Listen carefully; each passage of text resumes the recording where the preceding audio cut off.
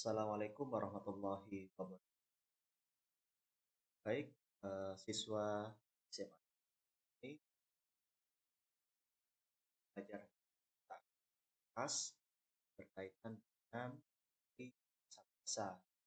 Nah, dalam video kali ini, teori yang asam basa kita bahas adalah bagaimana teori asam basa menurut konsep Lowry dan Lewis. Baik, sebelum kita masuk kompetensi dasar pada pembelajaran, deskripsikan teori asam basa dengan menemukan sifat larutan dan pH larutan. Selanjutnya, indikator untuk pembelajaran menjelaskan pengertian asam dan basa menurut Arrhenius, menjelaskan pengertian asam dan basa menurut Bronsted, menuliskan persamaan reaksi asam dan basa menurut Bronsted, dan menentukan pasangan asam dan menjelaskan pengertian asam basa menurut Lewis. Selanjutnya, kita juga nanti akan membahas mengenai mengidentifikasi sifat larutan asam basa dengan berbagai indikator, memprediksi pH larutan dengan menggunakan beberapa indikator, menjelaskan perbedaan asam lemah dan basa kuat serta basa kuat, menghitung pH larutan asam dan basa, larutan asam dan larutan basa, dan menghitung asam lemah dengan kuat serta basa kuat untuk mendapatkan derajat ionisasi. Baik, kita bahas asam dan basa menurut 3 teori, baik Arrhenius, dan Lewis. Nah, pada teori asam basa menurut Arrhenius, ya, berpendapat bahwa dalam air larutan asam dan basa akan mengalami penguraian.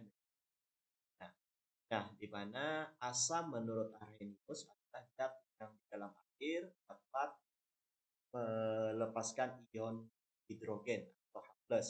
Dia menghasilkan ion H+. Sedangkan basa menurut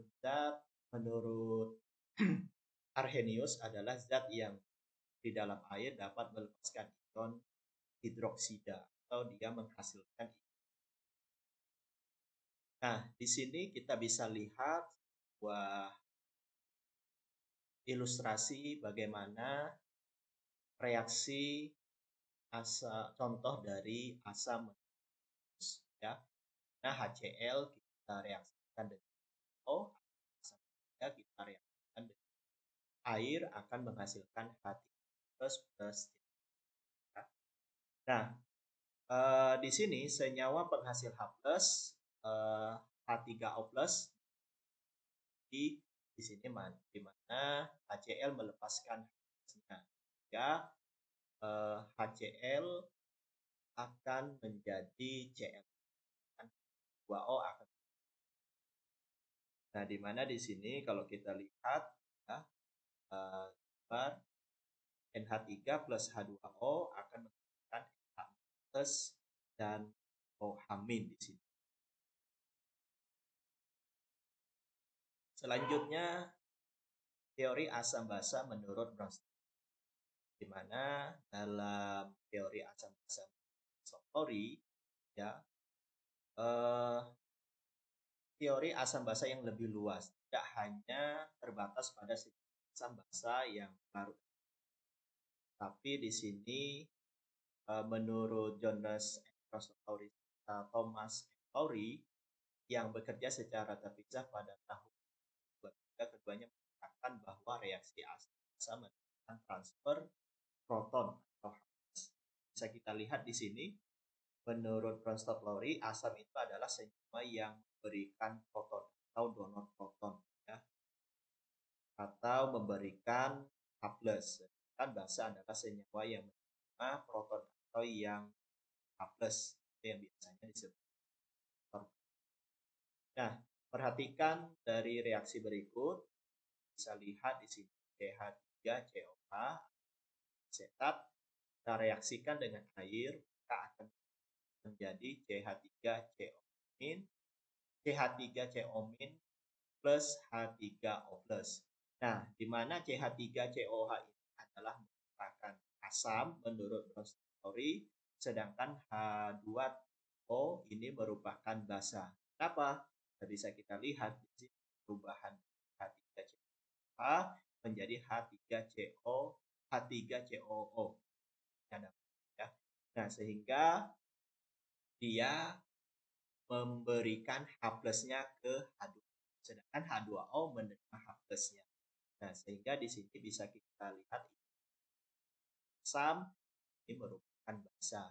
Nah, jika suatu asam memberikan proton H+, maka sisa asam disebut berkemampuan untuk bertindak sebagai basa. Maka untuk CH3COO disebut dengan basa oksidasi. Ya. Nah, demikian pula jika suatu basa dapat memiliki proton H+, maka zat yang terbentuk sebagai asam. Maka ini disebut oksidasi. Jadi CH3COOH adalah asam, sedangkan CH3COO- adalah basa oksidasi. H2O merupakan basa, sedangkan H3O+ merupakan asam konjugasi. Nah, ini kalau kita ilustrasikan berupa pasangan asam dan basa konjugasi. Bisa kita lihat di sini HCO3- akan menjadi H3O+, ya. Bukan ya. Maaf, H3CO- akan menjadi HCO3 Nah, hanya lepas, maka di sini disebut dengan asam. Nah, sedangkan di sini H2O menjadi H3O+, maka di sini disebut dengan basa dan adalah asam konjugasi. Nah, kalau kita ilustrasikan dengan gambar, ya, gambar daripada reaksi antara asam klorat dengan air. Nah, di sini juga ada beberapa reaksi kita bahas tadi, ya, pasangan asam dan basa juga merupakan contoh reaksi pasangan dan reaksi. Ya. Nah, kalau NH3 akan menjadi NH plus basa karena menerima H plus 1 yang tadi NH3 menjadi NH4.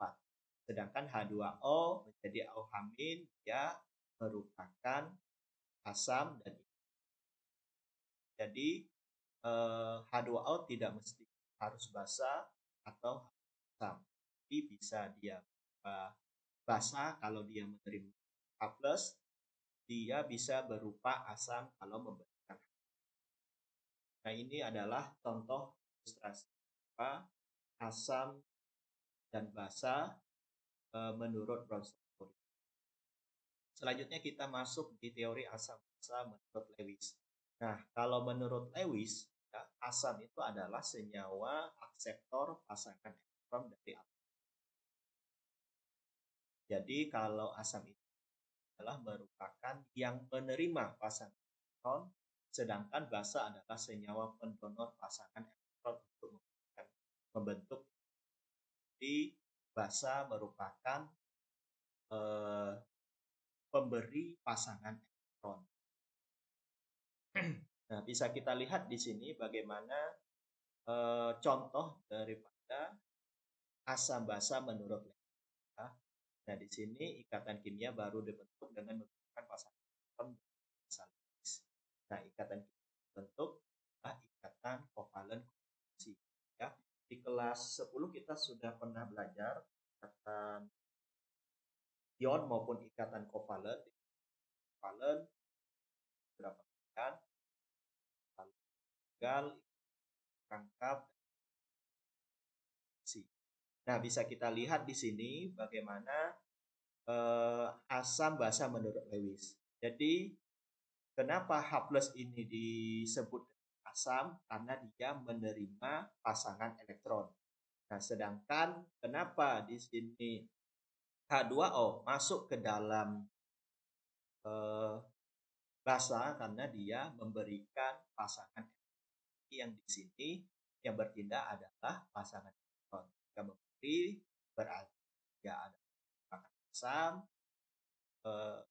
Jika menerima Jika memberi, dia merupakan basa.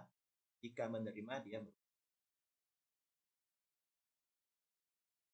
Nah, ini beberapa contoh dari reaksi asam basa menurut Lewis. Ya, ini contoh dari H+, kita reaksikan dengan. Nah, ini contoh H+ dengan NH3. Nah, nanti NH3 bertindak sebagai asam basa, H+ bertindak sebagai asam. Nah, H+ menerima pasangan elektron. Dan NH3 kan. Nah, ini berbagai contoh asam Lewis ya, H+ dengan amin, H+ dengan H2O, H+ dengan H3, H+ dengan Cl.